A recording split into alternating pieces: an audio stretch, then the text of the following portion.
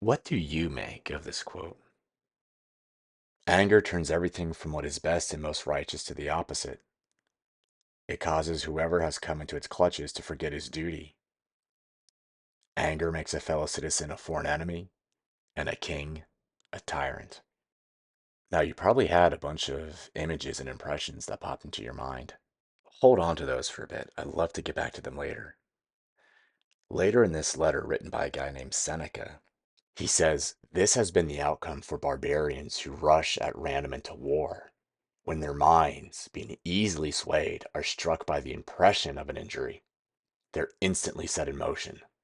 Drawn by their sense of grievance, they fall upon our legions like a collapsing building, actually seeking to put themselves in harm's way."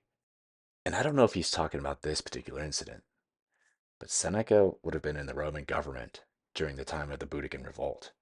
During that time, the Britons wanted to come out from under the control of the Romans. One of the reasons being they were angered by their behavior. And in their anger, they rushed the legions. And in response, the legions crushed them. If you believe the sources, I think it's something like 10,000 legionaries completely defeated an army of 230,000 Britons. And then Britain would remain under control of Rome for 350 years or so. And I think this is a really interesting analogy for life, right? How often in our anger do we rush to judgment only to be crushed by it?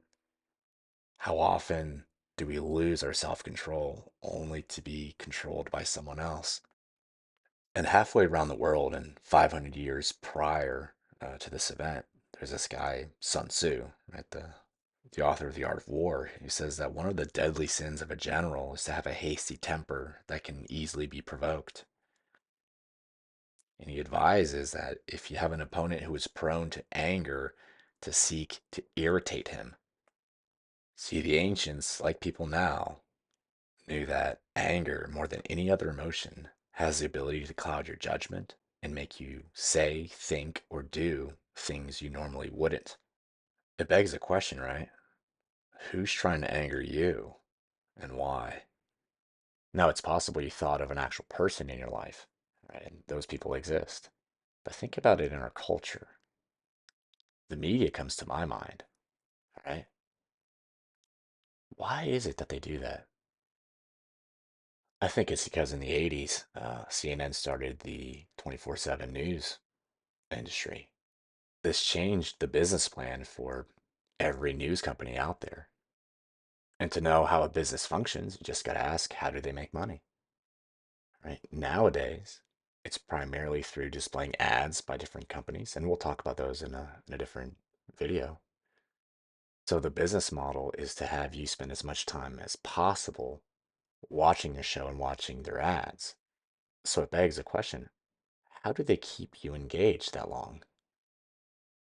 Well, they make you enraged.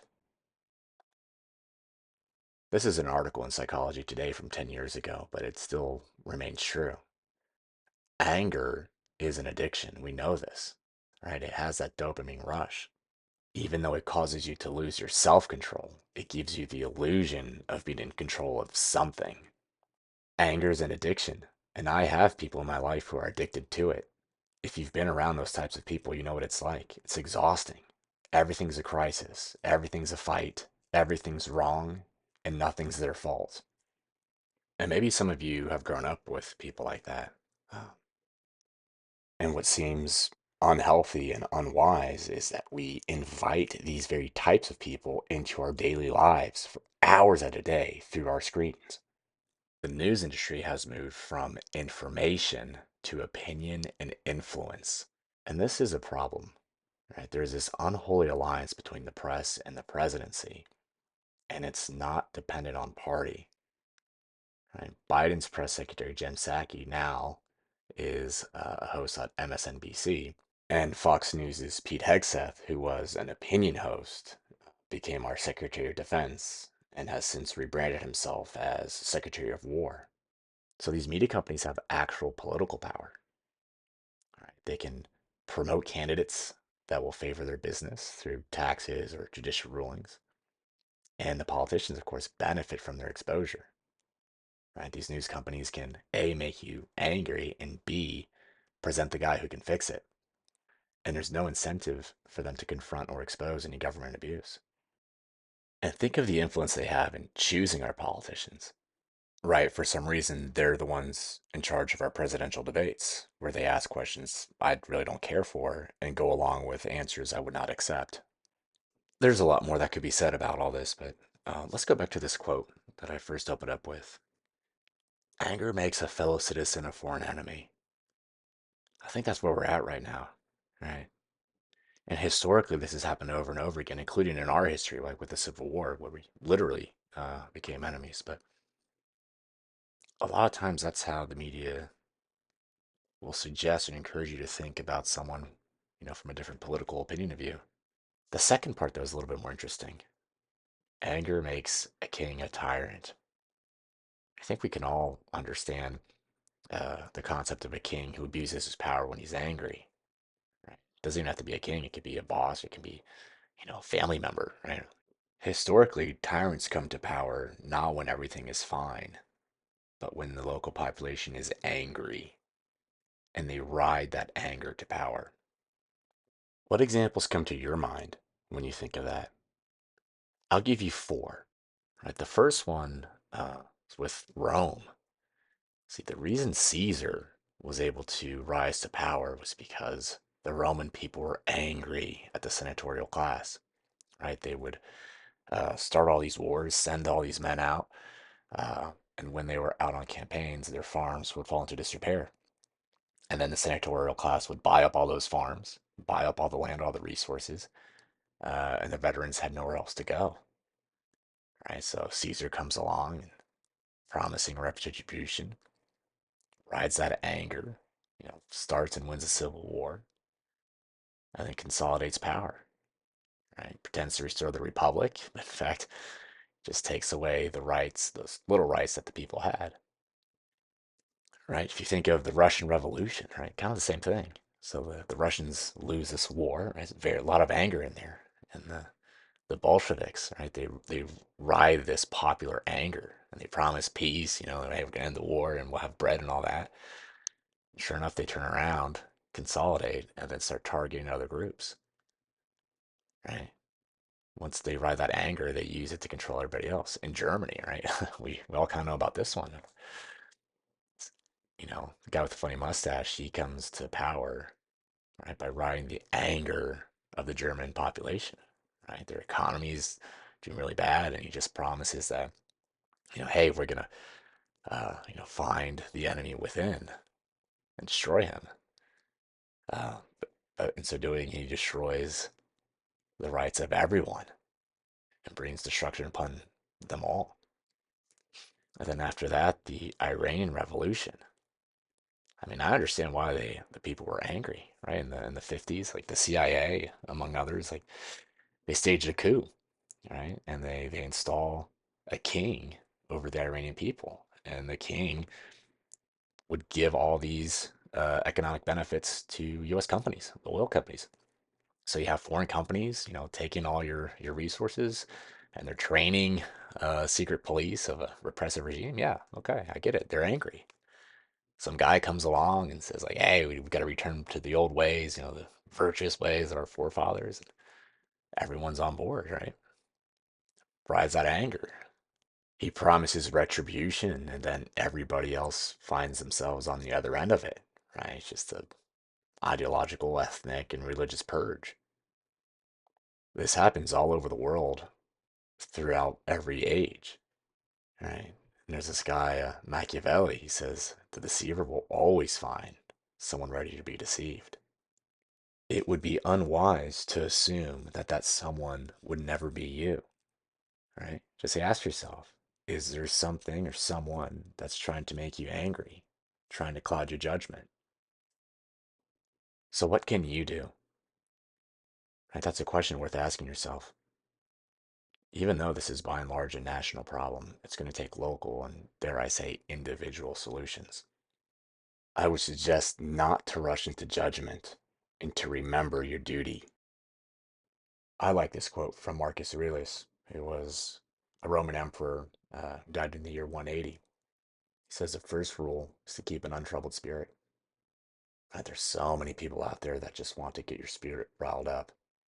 So many people begging for attention. So many people just clamoring for this issue and that issue. Keep an untroubled spirit.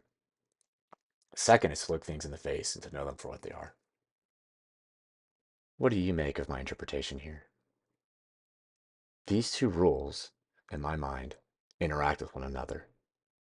Right? If you can keep an untroubled spirit, your judgment won't be clouded and you can see things for what they really are.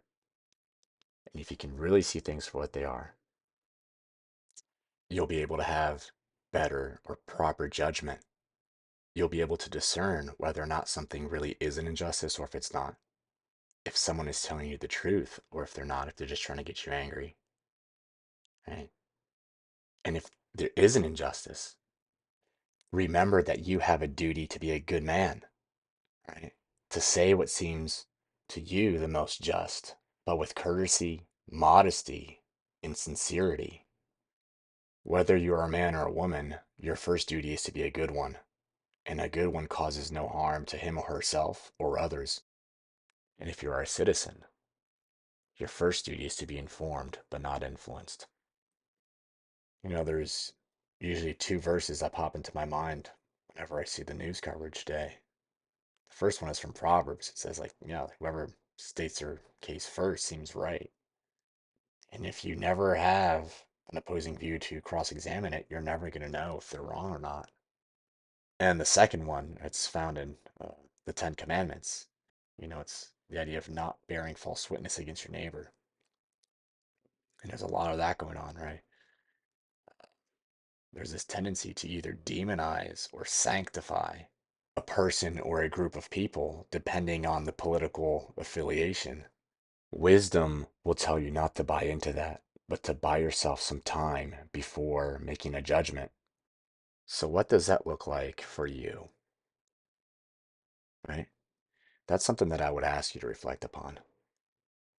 This guy, Epictetus, right, is his name.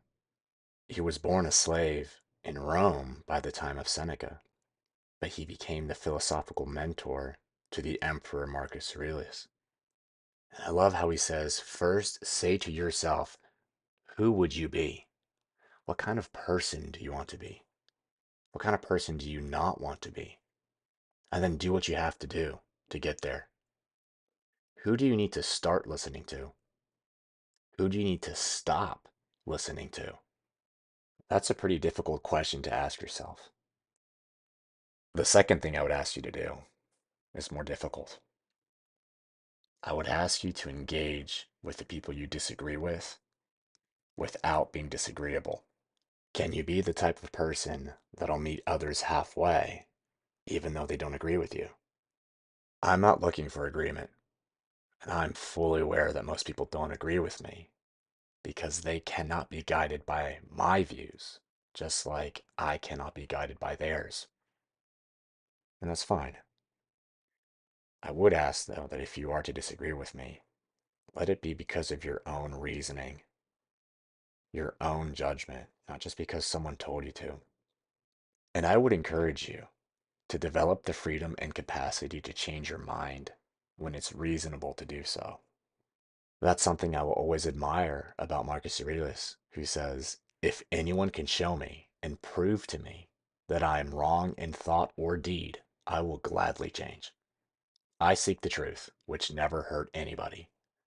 It is only persistence and self-delusion and ignorance which does harm. And as we've discussed before, a good man does not harm himself.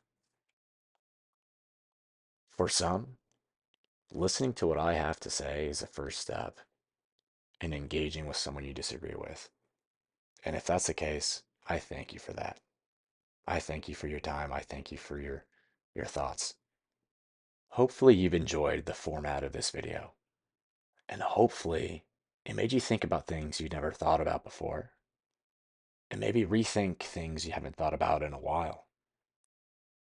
If you like thinking about these things, my next video will be on prices and monopolies and the ethics behind them. And I will be doing one on Jesus and our politics as well. So if that's your thing, stick around, definitely. I started this channel because not sure if you're aware, but we're in a bit of a crisis. All right. And in times of crisis, I think we can always use good advice. And that's what philosophy is at its core. It's just good advice. You don't have to accept it. You don't have to believe it. You don't have to take it. But there's always wisdom in at least considering it so that even if you disagree, you do so while being informed. If you remember at the beginning of the video, I asked you what you made of a certain quote. My question to you is, what do you make of all this? Is this helpful to you? Do you enjoy it? If so, send it to someone you think it might help or who might enjoy it, even if they disagree with you, but whose opinion you respect. My last question to you would be, what advice do you wish you had but don't at the moment? If you're not opposed to it, leave it down in the comments. I'll be happy to take a look. I'll see you there.